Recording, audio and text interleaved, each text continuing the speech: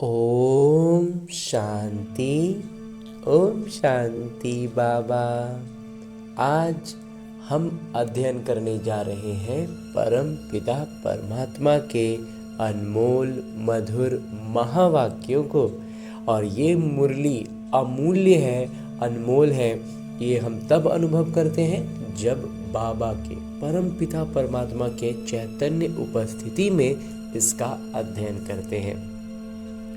और तब जब बाबा की मुरली की एक एक बात हमारी बुद्धि में ऐसे गूंजती है जैसे बाबा मेरे साथ खड़े हैं और मुझसे कान में कह रहे हैं।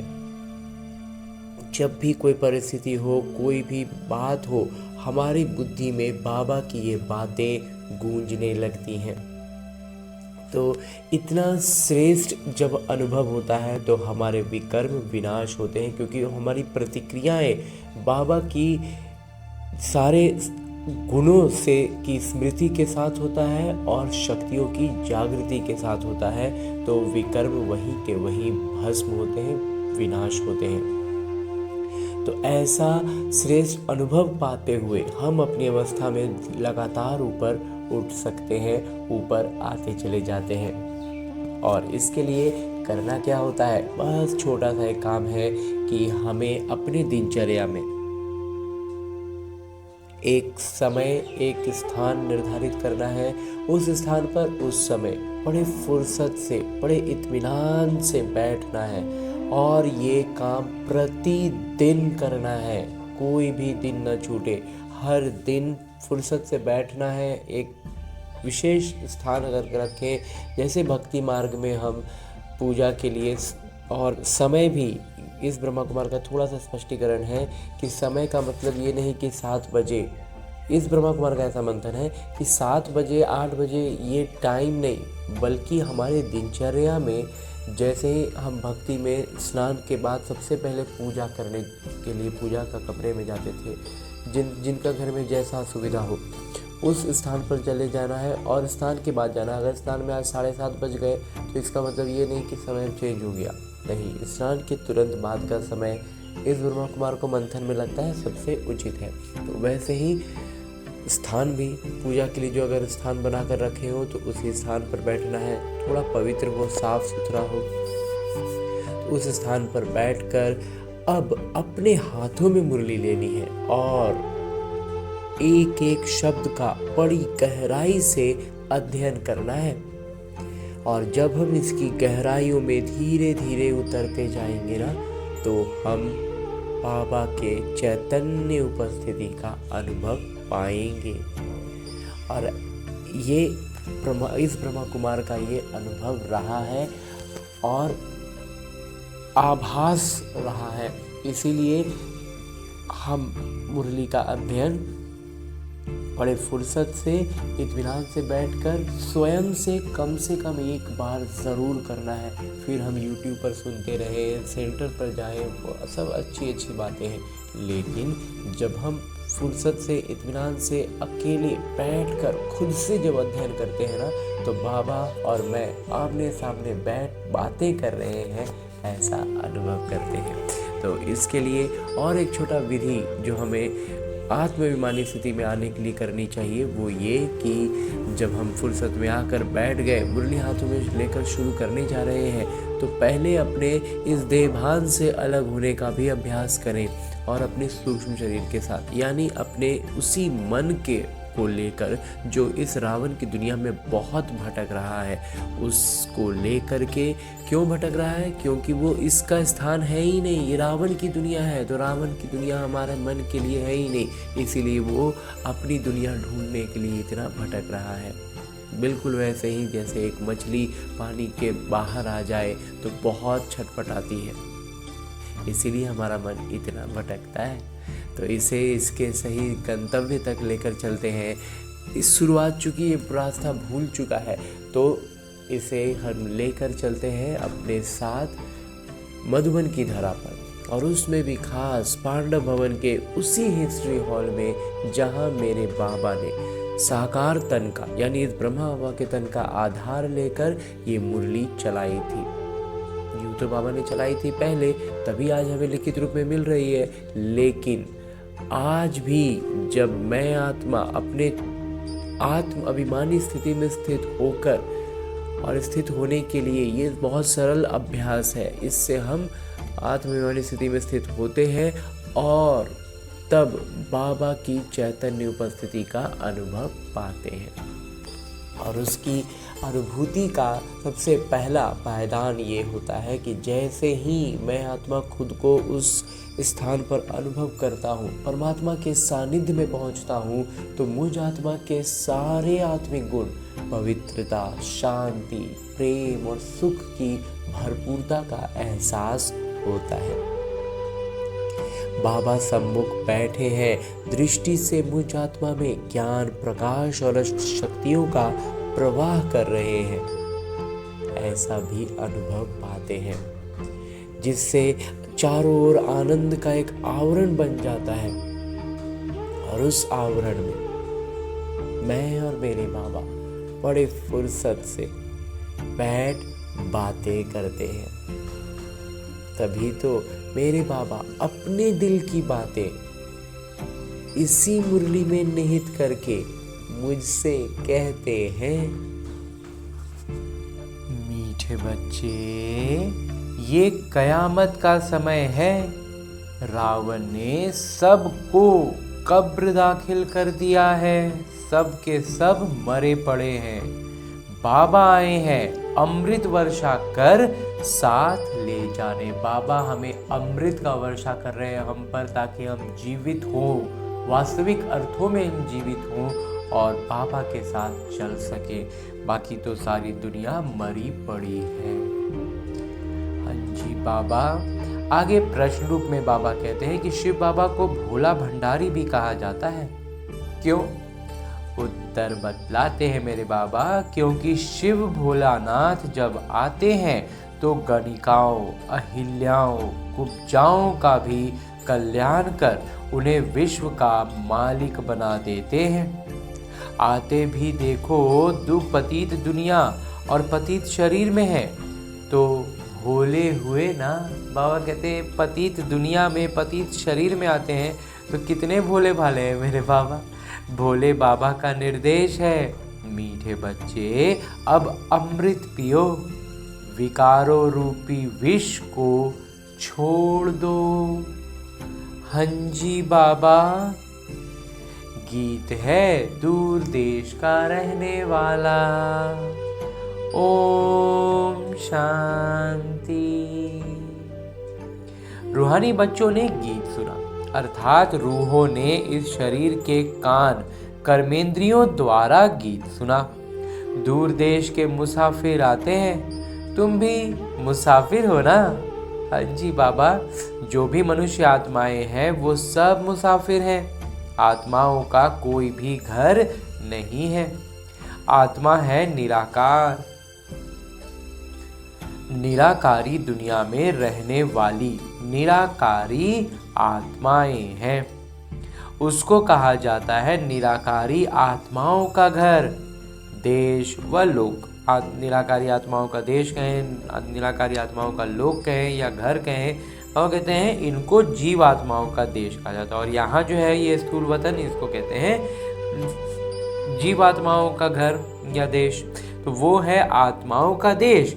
फिर आत्माएं यहाँ आकर शरीर में जब प्रवेश करती हैं तो निराकार से साकार बन जाती हैं। उनका एक शरीर, उनके स्थिति, आत्मा की जो स्थिति होती है उसके अनुसार उनको एक शरीर तैयार हो जाता है और वही हमें दिखता है। तो ऐसे नहीं कि आत्मा का कोई रूप नहीं है, रूप भी जरूर है, नाम भी है। इतनी छोटी आत्मा कितना किरदार निभाती है इस शरीर द्वारा। हर एक आत्मा में किरदार निभाने का कितना रिकॉर्ड भरा हुआ है। वहाँ कहते हैं हर आत्मा का जो किरदार है उसका रिकॉर्ड उसमें भरा हुआ है ना। रिकॉर्ड एक बार भर जाता है, फिर कितनी बारी भी रिपीट करो वहीं चलेगा।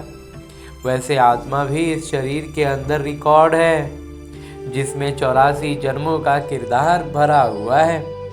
जैसे बाबा निराकार हैं, वैसे आत्मा भी निराकार है। कहीं कहीं शास्त्रों में लिख दिया है वो नाम रूप से न्यारे हैं, परंतु नाम रूप से न्यारी कोई वस्तु होती नहीं। बाबा कहते हैं नाम रूप से न्यारा कुछ भी होता नहीं है, इसलिए ये बात भी एकदम बेकार है, गपोड़ा है। आकाश भी पोलार है, नाम तो है ना आकाश है बाबा, आकाश नाम है। बगैर नाम कोई चीज होती नहीं। मनुष्य कहते हैं परम पिता परमात्मा। अब दूर देश में तो सब आत्माएं रहती हैं, ये साकार देश है, इसमें भी दो का राज्य चलता है, राम राज्य और रावण राज्य, दो राज्य चलते हैं। आधा कल्प है राम राज्य, आधा कल्प है रावण राज्य। बाबा कभी बच्चों के लिए दुख का राज्य थोड़े ही बनाएंगे, बच्चों के लिए कभी भी कोई दुख का राज्य बनाएंगे क्या कोई पिता? बिल्कुल नहीं। कहते हैं ईश्वर ही दुख सुख दुख देते। तो ये जो हम कह देते हैं अज्ञानता में कि भगवान ही दुख देते हैं, तो ये कितना गलत बात हम बोल देते हैं। बाबा समझाते हैं मैं कभी बच्चों को दुख नहीं देता हूँ, कभी पिता अपने बच्चे को दुख दे ही नहीं सकते। मेरा नाम ही है दुख हरता सुख करता। ये मनुष्यों की भूल है जो उन कह देते हैं कि ईश्वर ही दुख देते हैं। ईश्वर कभी दुख नहीं देंगे। इस समय है ही दुख धाम। आधा कल्प रावण राज्य में दुख ही दुख मिलता है। ये रावण राज्य है, ड्रामा है, हमारी अवस्था है जो नीचे गिर गई है और जिसके कारण हमें दुख मिल रहा है, न कि भगवान ने हमें दुख दिया है। सुख की रत्ती नहीं। बाबा कहते हैं इस रावण राज्य में दुख ही दुख है, सुख की रत्ती नहीं है। सुख धाम में फिर दुख होता ही नहीं, और जब सुख धाम में पहुंचेंगे ना तो वहाँ दुख क्या होता है मालूम ही नहीं होगा। बाबा स्वर्ग की रचना रचते हैं। अभी तुम हो संगम पर, इनको नई दुनिया तो कोई भी नहीं कहेंगे। बाबा कहते हैं इनको नया दुनिया तो कोई नहीं कहेगा। नई दुनिया का नाम ही है सतयुग, वही फिर पुरानी होती है तो उनको कलयुग कहा जाता है। नई चीज़ अच्छी और पुरानी चीज़ खराब दिखाई देती है तो पुरानी चीज़ को खल्लास किया जाता है। कोई भी चीज़ नया जब आएगा तो अच्छा लगेगा, पुराना जो हो गया डैमेज हो गया उसको फिर डिस्ट्रॉय कर दिया जाता है। तो मनुष्य विष को ही सुख समझते हैं, लेकिन समस्या क्या है ना, हमारी मन बुद्धि में इस कदर बातें एकदम से डाल दी गई हैं। डालने के भी बहुत अच्छे अच्छे मेथड्स अपनाए गए हैं, वीडियोस में और ऑडियोज़ में इतने तरीके से उसको इनपुट किया गया हमारे ब्रेन में कि हम विष को ही सुख समझते हैं, काम विकार को हम सुख समझते हैं कि उसमें सुख मिलता है। तभी तो हम उसकी तरफ बार बार बार बार हमारा मन बुद्धि उधर चला जाता है। क्यों? क्योंकि सुख की आत्मा सुख की तलाश करते रहती है, उसको वो सुख का अनुभव नहीं हो रहा है इस दुख की दुनिया में, तो सोचता है कि वो काम विकार जो है वो सुख वहाँ से मिलेगा, लेकिन वहाँ से वास्तव में सुख मिलता नहीं है। इसीलिए बाबा कहते हैं कि मनुष्य विष को ही सुख समझते हैं और इसीलिए उधर जाते हैं। अगर उसको समझ जाए, बुद्धि में ये बात बैठ जाए ना कि ये सुख नहीं है, ये दुख देने का कारण है, दुख का निमित्त है, तब हम उधर हमारा ध्यान जाएगा ही नहीं। गाया भी जाता है अमृत छोड़ विष काहे को खाए, फिर कहते तेरे भाने सर्व का भला। आप जो आकर करेंगे उससे भला ही होगा। बाबा कहते भगवान जो आके जो भी करेंगे उससे भला ही होगा, नहीं तो रावण राज्य में मनुष्य बुरा काम ही करेंगे। बुद्धि नहीं रहेगा तो क्या होगा? आखिर हम सब भी क्या कर रहे थे? बुरा काम में ही फंसे हुए थे। ये तो अब बच्चों को पता पड़ा है कि गुरु नानक को 500 वर्ष हुए, फिर कब आएंगे? तो कहेंगे उनकी आत्मा तो ज्योति ज्योत समा गई। तो बुद्धि में तो यही है कि उनकी आत्मा गई और ज्योति में समा गई। आएंगे फिर कैसे? तुम कहेंगे आज से 4500 वर्ष बाद फिर गुरु नानक आएंगे। तुम्हारी बुद्धि में सारे विश्व का इतिहास भूगोल चक्र लगाता रहता है। सारा ज्ञान बाबा कहते हैं चक्र लगाता रहता है। इस समय सब तमो प्रधान है। इनको कयामत का समय कहा जाता है। सभी मनुष्य जैसे कि मरे पड़े हैं। बाबा कहते हैं इस समय ही कयामत का है और यहाँ जितने मनुष्य हम देखते हैं वास्तव में सब क्या है? अपनी यथार्थता को खो चुके हैं, मतलब मर चुके हैं।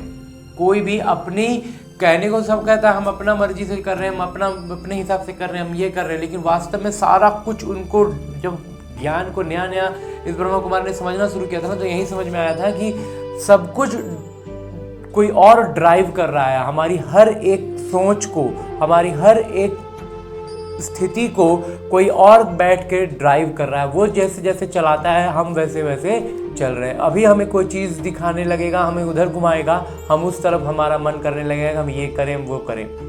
अभी जैसे लौकिक चीज़ों में आईफोन और ये सब का कितना हवा बना के रखा गया है, लगता है कि क्या है, अरे क्या है, एक फ़ोन है।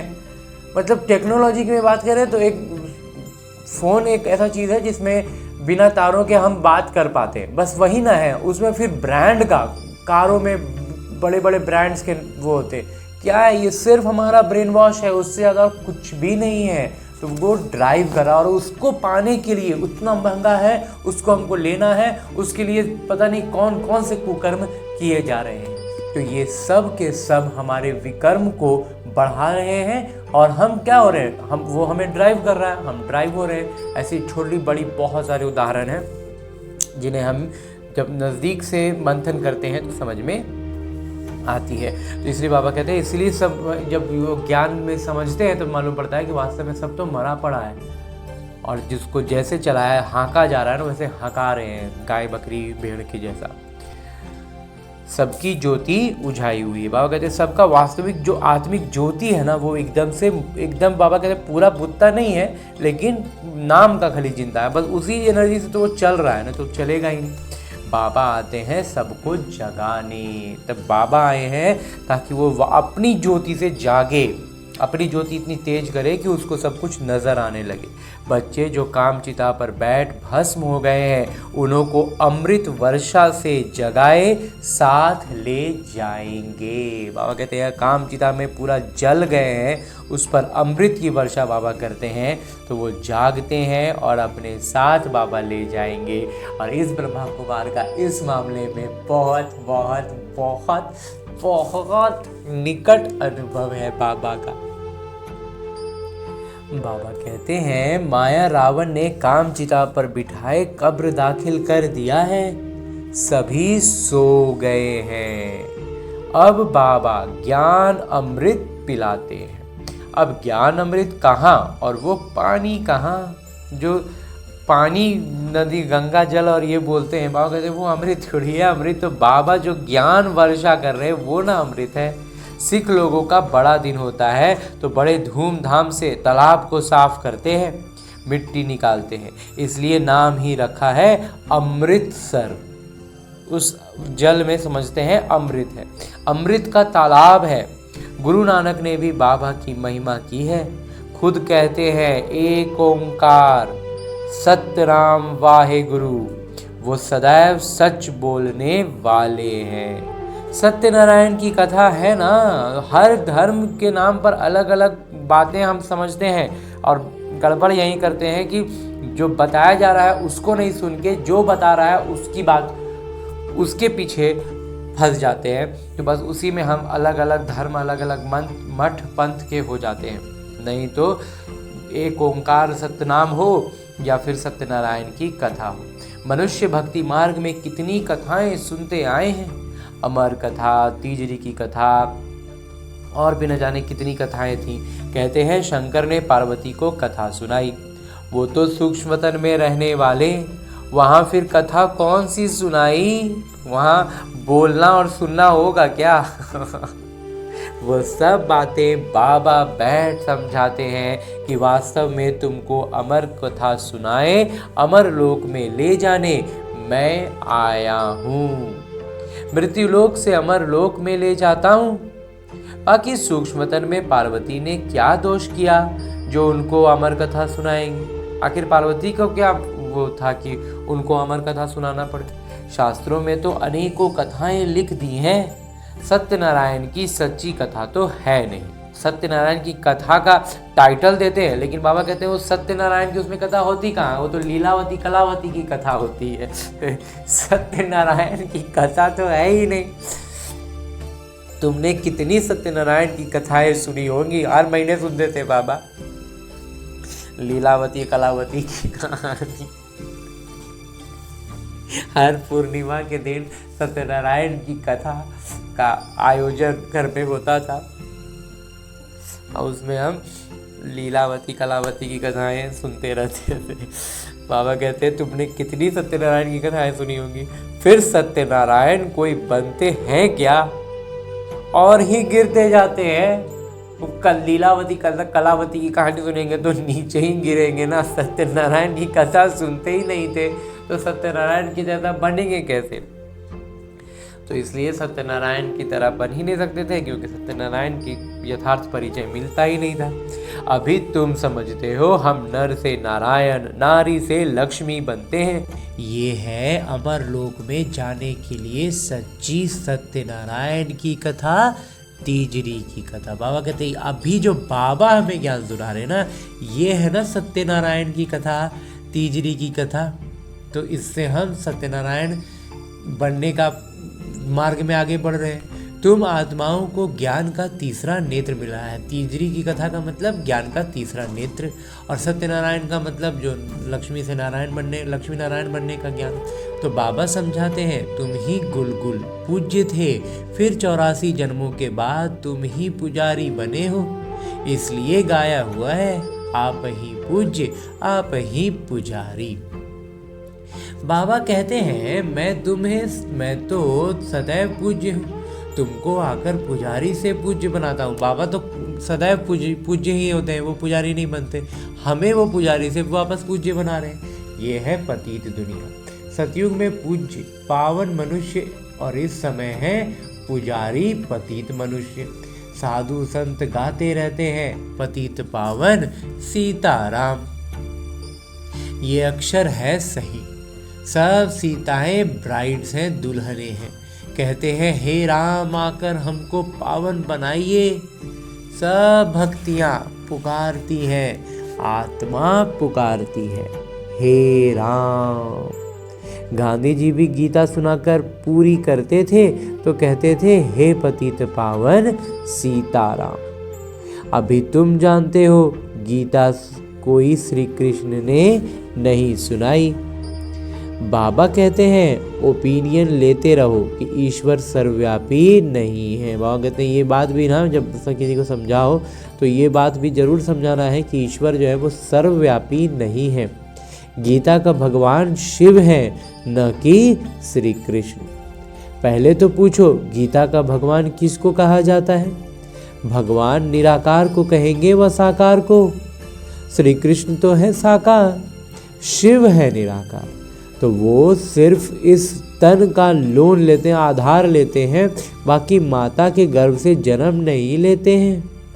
शिव को शरीर है नहीं, यहाँ इस मनुष्य लोक में स्थूल शरीर है। बाबा आकर सच्ची सत्यनारायण की कथा सुनाते हैं। बाबा की महिमा है पतित पावन, सर्व के सद्गति दाता, सर्व के मुक्ति दाता, दुख हरता सुख करता। अच्छा, सुख कहाँ होता है? अगर सुख कर दुख हरता सुख करता है, लेकिन सुख होता कहाँ है?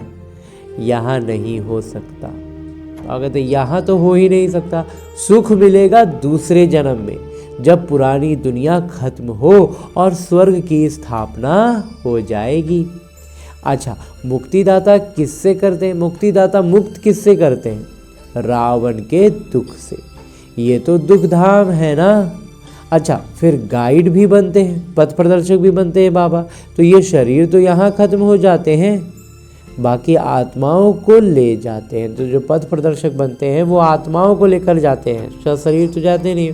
तो पहले साजन फिर सजनी जाती है, वो है अविनाशी सलोना साजन। सबको दुख से छुड़ाए, पवित्र बनाए, घर ले जाते हैं।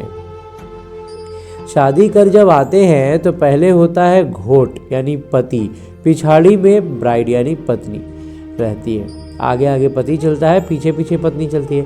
फिर बारात होती है।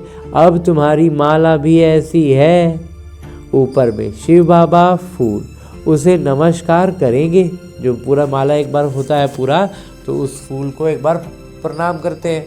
फिर युगल दाना ब्रह्मा सरस्वती, फिर हो तुम जो बाबा के मददगार बनते हो। तो माला में भी बाबा बताते हैं कैसे कैसे पूरा क्रम बना हुआ है। फूल शिव बाबा की याद से ही सूर्यवंशी विष्णु की माला बने हो। ब्रह्मा सरस्वती सो लक्ष्मी नारायण बनते हैं, लक्ष्मी नारायण सो ब्रह्मा सरस्वती बनते हैं, और फिर वही लक्ष्मी नारायण जो है वो ब्रह्मा सरस्वती बनते हैं। इन्होंने मेहनत की है तब पूजे जाते हैं। कोई को पता नहीं है कि माला क्या चीज है, ऐसे ही माला फेरते रहते हैं। 16,108 की भी माला होती है, बड़े बड़े मंदिरों में रखी होती है। फिर कोई कहाँ से खींचेंगे। बाबा बॉम्बे में लक्ष्मी नारायण के मंदिर में जाते थे, माला जाकर फेरते थे, राम राम जपते थे, क्योंकि फूल एक ही बाबा है ना, फूल को ही राम राम कहते हैं। वास्तव में उस फूल को ही बाबा कहते हैं, राम कहा जाता है। तो फिर सारी माला पर माथा टेकते हैं। ज्ञान कुछ भी नहीं था, लेकिन भक्ति में वही सब करने के लिए बोला जा रहा, वही सब किया जाता है तो वही करते थे। पादरी भी हाथ में माला फेरते रहते हैं। पूछो किसकी माला फेरते हो, उनको तो पता ही नहीं है, कह देंगे क्राइस्ट की याद में फेरते हैं। उनको ये पता नहीं है कि क्राइस्ट की खुद आत्मा कहाँ है। तुम जानते हो क्राइस्ट की आत्मा अब तमो प्रधान है। तुम भी तमो प्रधान बेगर थे, हम भी क्या थे, तमो प्रधान भी थे और एकदम भिक्षुक स्थिति में भी थे। अब बेगर टू प्रिंस बनते हो, अब एकदम भिक्षुक से राजकुमार बनते हैं। भारत राजकुमार था, अभी भिक्षुक है, फिर राजकुमार बनते हैं। बनाने वाले हैं बाबा। तुम मनुष्य से राजकुमार बनते हो। एक राजकुमार कॉलेज भी था, अगर एक प्रिंस कॉलेज भी था, राजकुमारों का कॉलेज, जहां राजकुमार राजकुमारी जाकर पढ़ते थे। ऐसा कोई लौकिक में रहा भी होगा जहां पर बहुत बड़े, आज भी है ना, बहुत बड़ा बड़ा जो है इंस्टीट्यूशन, उसमें सब बड़े बड़े अमीरों के ही बच्चे जा सकते हैं, तो उस तरह की स्थिति रही होगी। लेकिन वास्तव में यहाँ पर बाबा बतला रहे हैं, देवी देवताई स्थिति के लिए हमें प्रेरित कर रहे हैं। तुम यहाँ पढ़कर 21 जन्म स्वर्ग में राजकुमार राजकुमारी बनते हो। ये श्री कृष्ण राजकुमार है ना, तो आप कहते हैं श्री कृष्ण में क्या है, राजकुमार ही तो है। उनके 84 जन्मों की कहानी लिखी हुई है। मनुष्य क्या जाने, लेकिन सारे मनुष्य इस बात को जानते थोड़ी हैं, ये बातें सिर्फ तुम जानते हो। भगवान उवाच, वो सबके पिता हैं। तुम गॉड फादर से सुनते हो, बाबा कहते हैं वो सबके पिता हैं, और इस बात को हम परम पिता से ही सुनते हैं जो स्वर्ग की स्थापना करते हैं। उसे कहा ही जाता है सचखंड, ये है झूठखंड। भगवान वाच, वो सबके पिता हैं। तुम गॉड फादर से सुनते हो जो स्वर्ग की स्थापना करते हैं, उन्हें कहा जाता है सचखंड, और ये है झूठखंड। सचखंड तो बाबा स्थापन करेंगे, झूठखंड रावण स्थापन करता है। रावण का रूप बनाते हैं, अर्थ कुछ नहीं समझते। रावण का 10 सर का रूप बनाते हैं, लेकिन बाबा कहते हैं वास्तविक अर्थ में उसको समझते नहीं है। दशों दिशाओं के लिए कह सकते हैं, हर आयाम में, हर डायमेंशन में रावण अभी समाया हुआ है, घुसा हुआ है, हर तरफ से हमें पकड़ने के लिए तैयार खड़ा है, ताकि हम निकल ना पाए, भाग ना पाए, छूट ना पाए।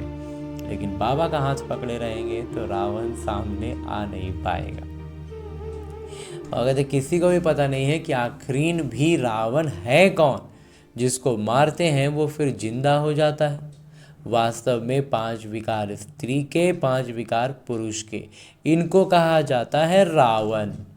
उनको मारते हैं, रावण को मारकर फिर सोना लूटते हैं। तुम बच्चे जानते हो ये कांटों का जंगल, ये है कांटों का जंगल। बॉम्बे में बबूलनाथ का भी मंदिर है।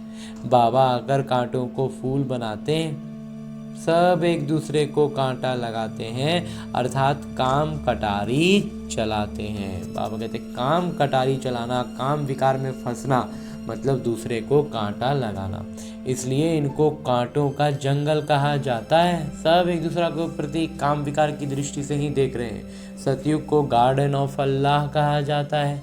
वहीं फर्स्ट फ्लावर्स कांटे बन जाते, वहीं फूल जो थे वहीं अभी कांटे बन गए हैं, फिर कांटों से फूल बनते हैं। अभी तुम 5 विकारों पर जीत पाते हो, इस रावण राज्य का विनाश तो होना ही है, आखिरीन बड़ी लड़ाई भी होगी, सच्चा सच्चा दशहरा भी होना है। वहाँ कहते हैं सच्चा दशहरा होगा, और ये जो आखिरी असली दशहरा होगा इसमें रावण पूरी तरह से भस्म हो जाएगा, फिर उसका आधा कल्प तक वजूद भी नहीं रहेगा। वहाँ कहते हैं गजब बात, बाबा कहते हैं सच्चा सच्चा दशहरा भी होना है, रावण राज्य ही खल्लास हो जाएगा, फिर तुम लंका लूटेंगे। बाबा कहते हैं और फिर हम लंका लूटेंगे, पूरा सोने की जो लंका पर रावण ने अपना आधिपत्य जमा रखा है ना, वो पूरा सोना हमारा हो जाएगा, तुमको सोने के महल मिल जाएंगे। अभी तुम रावण पर जीत प्राप्त कर स्वर्ग के मालिक बनते हो। बाबा सारे विश्व का राज्य भाग्य देते हैं, इसलिए इनको शिव भोला भंडारी कहते हैं। गणिकाएं, अहिल्याएं, कुब्जाएं, सबको बाबा विश्व का मालिक बनाते हैं। कितने भोले हैं, आते भी हैं पतित दुनिया पतित शरीर में, बाकी जो स्वर्ग के लायक नहीं हैं वो विष पीना छोड़ते ही नहीं। बाबा कहते हैं बच्चे अभी ये अंतिम जन्म पावन बनो, अभी इस अंतिम जन्म में तो पावन बन जाओ। ये विकार तुमको आदि मध्य अंत दुखी बनाते हैं, क्या तुम इस एक जन्म के लिए विष पीना नहीं छोड़ सकते हो? मैं तुमको अमृत पिलाकर अमर बनाता हूँ, फिर भी तुम पवित्र नहीं बनते हो। विष बगैर, सिगरेट शराब बगैर रह नहीं सकते हो। विष का मतलब बाबा एक तो काम विकार में जाना, और दूसरा जो है सिगरेट शराब की जो इसको लत होती है उनके लिए कह रहे हैं बाबा विशेष तौर पर, कि उसके बगैर तुम रह नहीं सकते हो। बाबा इतना सब कुछ दे रहे हैं, इतना श्रेष्ठ बना रहे हैं, हम एक जन्म लौकिक तौर से आधा जन्म पवित्र नहीं रह सकते हैं। मैं बेहद का पिता तुमको कहता हूँ बच्चे, इस एक जन्म के लिए पावन बनो तो तुमको स्वर्ग का मालिक बनाऊंगा। पुरानी दुनिया का विनाश और नई दुनिया का स्थापन करना ये बाबा का ही काम है। बाबा आए हुए हैं सारी दुनिया को दुख से मुक्त कर सुख धाम शांति धाम में ले जाने। अभी सब धर्म विनाश हो जाएंगे, एक आदि सनातन देवी देवता धर्म की फिर से स्थापना होती है। ग्रंथ में भी परमपिता परमात्मा को अकाल मूर्त कहते हैं, अगर ग्रंथों में भी परमपिता परमात्मा को अकाल मूर्त कहा गया है। बाबा है महाकाल, कालों का काल, वो काल तो एक दो को ले जाएंगे, मैं तो सभी आत्माओं को ले जाऊंगा, इसलिए महाकाल कहते हैं। बाबा कहते हैं मैं कालों का काल महाकाल हूँ, क्यों? क्योंकि वो जो काल आता है ना वो एक दो आत्माओं को लेकर जाता है, यहाँ तो बाबा सबको ले जाएंगे, इसलिए महाकाल कहते हैं। बाबा आकर तुम बच्चों को कितना समझदार बनाते हैं, और ये सारा ज्ञान भर के बाबा हमें पूरा समझदार बना रहे हैं ना, बहुत समझदार हो गए हैं बाबा। अच्छा, मीठे मीठे सिगिलते बच्चों प्रति माता पिता बाबा का याद प्यार और आशीर्वाद।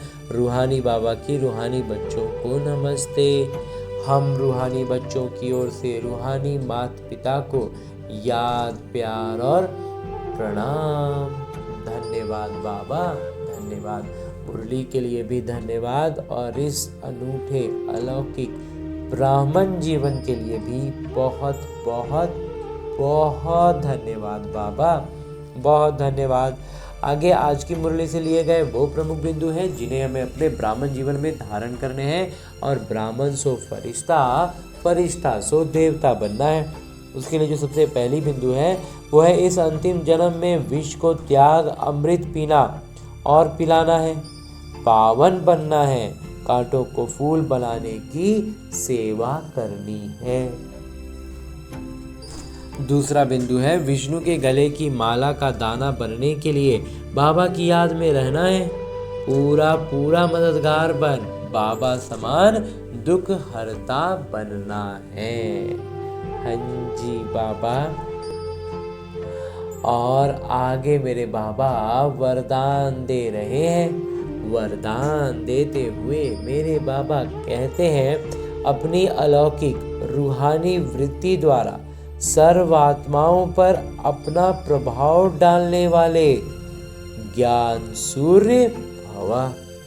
और कहते हैं अपनी अलौकिक और रूहानी वृत्ति से हमें क्या करना है, सर्व आत्माओं पर अपना प्रभाव डालना है, अन्य आत्माओं का प्रभाव हम पर ना पड़े। अभी भी मुख्य सार में बाबा ने कहा ना कि हमें बाबा की याद में रहना है और पूरा पूरा बाबा का मददगार बनना है, बाबा समान दुख हरता बनना है। तो उसी बात पर आज बाबा मुहर लगाते हुए वरदान में भी कहते हैं कि अपनी अलौकिक रूहानी वृत्ति, अलौकिक हो रूहानी हो ऐसी स्थिति हो तो उसके द्वारा हम सर्व आत्माओं पर अपना प्रभाव डालने वाले हम ज्ञान सूर्य बनते हैं। विस्तार से बाबा कहते हैं कि जैसे कोई आकर्षण करने वाली चीज़ आसपास वालों को अपनी तरफ आकर्षित करती है, सभी का ध्यान जाता है, वैसे जब आपकी वृत्ति अलौकिक रूहानियत वाली होगी तो आपका प्रभाव अनेक आत्माओं पर स्वतः पड़ेगा। अलौकिक वृत्ति अर्थात न्यारे और प्यारेपन की स्थिति स्वतः अनेक आत्माओं को आकर्षित करती है। जो हमारी अलौकिकता है, रूहानियत है, हमारी स्थिति ही ऐसी होगी ना कि अनेक आत्माओं पर स्वतः प्रभाव पड़ेगा। बाबा कहते हैं अलौकिक वृत्ति अर्थात न्यारे और प्यारेपन की स्थिति स्वतः अनेक आत्माओं को आकर्षित करती है। ऐसी अलौकिक शक्तिशाली आत्माएं ज्ञान सूर्य बन अपना प्रकाश चारों ओर फैलाती हैं। हाँ जी बाबा। और आगे स्लोगन है, मुरली का उपदेश है, सदा स्वमान की सीट पर स्थित रहो तो सर्व शक्तियाँ आपके आदेश प्रमाण रहेंगी, आदेश मानती रहेंगी। हम अपने स्वमान की सीट पर रहेंगे। मैं सुखदेव हूँ, मैं शांति दूत हूँ, तो शक्तियाँ भी उसी अनुसार जागृत रहेंगी। तो इसके लिए हमें अभ्यास करना होता है। अभ्यास के अतिरिक्त इसका दूसरा कोई ऑप्शन नहीं है, कोई उपाय नहीं है। साधारण तौर पर लौकिक रीति के कामों में हम देख लेना, कोई भी व्यक्ति कोई भी काम को कर रहा होता है, बहुत आसानी से करते रहता है, हम देखते हैं बड़ा सरलता से कर रहा है। हम करने जाएं तो लगता है कि कहाँ से होता है, कैसे होता है, तो बस उसमें समझ में आता है कि अभ्यास हो रहा है। रोज़ का रोटी बनाना, जो नया नया कोई रोटी बनाने को उतरे तो उसकी आटे और बेलन से तो पूरा उसका मतलब उसमें उलझ के रह जाएगा। रोटी बनने की तो बात ही छोड़ दें, लेकिन जो रोज़ बना रहे हैं उनकी इतनी सुंदर, इतना मतलब मोटाई से लेकर गोलाई और हर कुछ कितना सुंदर निकल कर आता है। तो वो क्या है, अभ्यास है। बस वैसे ही हमारा अभ्यास इस अलौकिकता का होना चाहिए। फिर वैसे ही एकदम बच्चे का खेल, बाएं हाथ का खेल जिसको कहा जाता है ना लौकिक में, वही लगेगा। और अभी तक हमने परम पिता परमात्मा से इतना श्रेष्ठ अमूल्य साकार मुरली को परम पिता परमात्मा के चैतन्य उपस्थिति में अध्ययन करने का प्रयास किया और अनुभव भी किया ना। अब मेरे बाबा इसी अव्यक्त स्वरूप में स्थित रहकर एक इशारा देते हैं कि एकता और विश्वास की विशेषता द्वारा सफलता संपन्न बनो। और ऐसा करने के लिए बाबा हर दिन हमें अलग अलग आयामों से अलग अलग इशारे दे करके इसकी स्पष्टता को बढ़ाते हुए आज जो इशारा दे रहे हैं वो है ज्ञानी बनने के साथ साथ स्नेही बनो। स्व की सेवा विश्व सेवा का आधार है। सेवा में सिर्फ 2 शब्द याद रखना, एक निमित्त हूं, दूसरा निर्माण बनना ही है। इससे एकता का वातावरण बने। एक तो ये रखना कि मैं निमित्त हूं और दूसरा निर्माण बनना ही है। एकदम मान हो ही नहीं, एक भी अभिमान ना हो, और कहते तभी हम निमित्त बनेंगे, तभी हम एकता का वातावरण बना सकेंगे। तो एक दूसरे के सहयोगी बनेंगे, और एकता का वातावरण मतलब एक दूसरे का सहयोगी। तेरे मेरे की, मान शान की, टकराव की भावनाएं समाप्त हो जाएंगी। हाँ जी बाबा। और अब हमने परमपिता परमात्मा का इतना श्रेष्ठ ज्ञान मुरली को उनकी चैतन्य उपस्थिति में अध्ययन किया, उनसे वरदान प्राप्त किया। इशारे अव्यक्त रूप में स्थित होकर बाबा ने जो इशारा दिया उसे भी जान लिया। अब हमें करना क्या है? हमें अपने इस लक्ष्य को याद रखना है कि हमें लक्ष्मी नारायण बनना है, विश्व महाराजा बनना है। तो करना क्या है?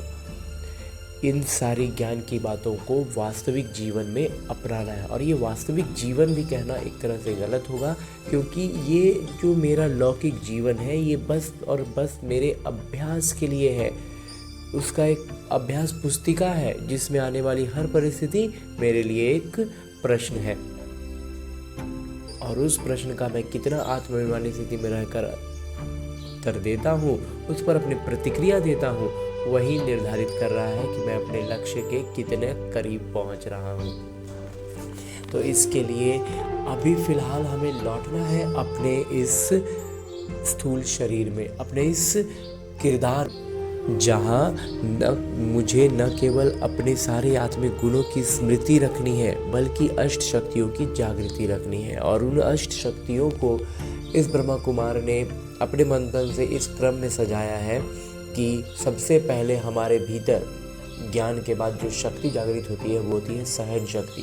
जब हम ज्ञान की महीन बातों को नहीं समझ पाते हैं, कुछ स्पष्ट नहीं हो पाता है, या जहाँ पर भी जिस भी परिस्थिति में हम स्पष्टता में थोड़ा भी उलझते हैं, तो अगर लेकिन निश्चय पूरा होता है तो हम सहन शक्ति की जागृति के साथ हर परिस्थिति को पार कर पाते हैं। उसके बाद जो जागृत होती है वो होती है परखने की शक्ति, और उसी के साथ साथ निर्णय करने की शक्ति। अब निर्णय क्या करना है? निर्णय करने के लिए हमारे पास 5 शक्तियां हैं कि हमें इन 5 में से कौन सी शक्ति का इस्तेमाल करना है। तो इसमें सबसे पहला इस ब्रह्मा कुमार को लगता है कि है समेटने की शक्ति। समेटने की शक्ति का अर्थ है, इस ब्रह्मा कुमार का मंथन रहा है कि सबसे पहले जो आती है वो है समेटने की शक्ति। समेटना क्या है? अपने उन पुराने संस्कारों को जो रावण के प्रभाव में बने हैं। दूसरा है समाने की शक्ति, वही सारी संस्कार जो अन्य आत्माओं में, संबंध संपर्क की आत्माओं में रावण के प्रभाव में पनपे हैं, विकसित हुए हैं और वो उनसे घिरे हुए हैं, तो उनको उस नज़र से हम देख पाएँ, इसके लिए हमें शक्ति जो चाहिए वो है समाने की शक्ति। तो उनके रावण के प्रभाव में बने संस्कारों को समाने की शक्ति। उसके बाद जो आती है वो है संकीर्णता की शक्ति। संकीर्णता की शक्ति का अभिप्राय इस ब्रह्मा कुमार के मंथन के अनुसार है कि जहां पर हमारा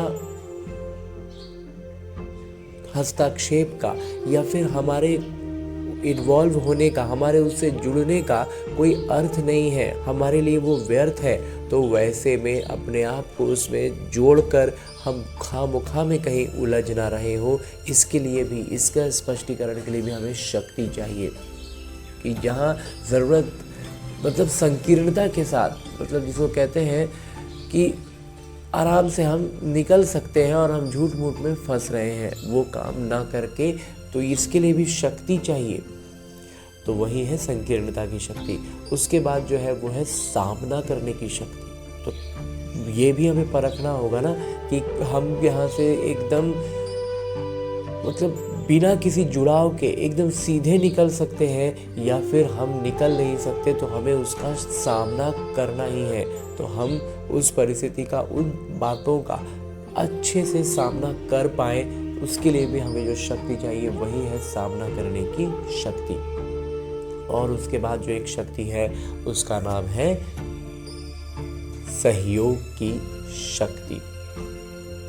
सहयोग की शक्ति का अर्थ है कि जब हम अपने सारे गुणों और शक्तियों से खुद को भरपूर अनुभव करते हैं, सारी शक्तियों की जागृति के साथ होते हैं, तब हम अन्य आत्माओं को सहयोग दे सकते हैं। यूँ तो हम यहाँ गलती ये करते हैं कि आज हमने पहला ज्ञान समझा और हम दूसरों को बताते हैं, तो ये बहुत खुशी और उमंग उत्साह के लिए ठीक है, लेकिन दूसरों को बताने में अगर हम पीछे हो रहे हैं, हम फिसल रहे हैं, वो हमें खींच ले रहे हैं, तो इसका मतलब है कि हम सहयोग की शक्ति से भी निपुण नहीं हुए हैं। तो जब तक हम खुद का पाँव अच्छे से न जमा लें, हम बाढ़ में किसी बह रहे या व्यक्ति को लौकिक तौर पर अगर उदाहरण के रूप में देखें तो किसी को बहता हुआ क्यों हम रोकें और खुद ही हमारे पाँव जमे नहीं हैं, हमने खुद को रस्सी से कोई चीज़ से बांधा नहीं है, तो फिर हम दूसरों को मदद नहीं कर सकते हैं, हम खुद ही बहने लग जाएंगे। तो इसलिए हमें इस बात का स्मृति रखनी है, इस शक्ति को भी समझना है। तो इस तरह की अष्ट शक्तियों की जागृति के साथ सारे सातों आत्मिक गुणों को स्मृति में रखते हुए सारी प्रतिक्रियाएं हमारे इसी अनुसार हो, ऐसा अभ्यास करने के लिए लौटते हैं अपने इस किरदार में, अपने स्थूल शरीर में। अच्छा, ओम शांति।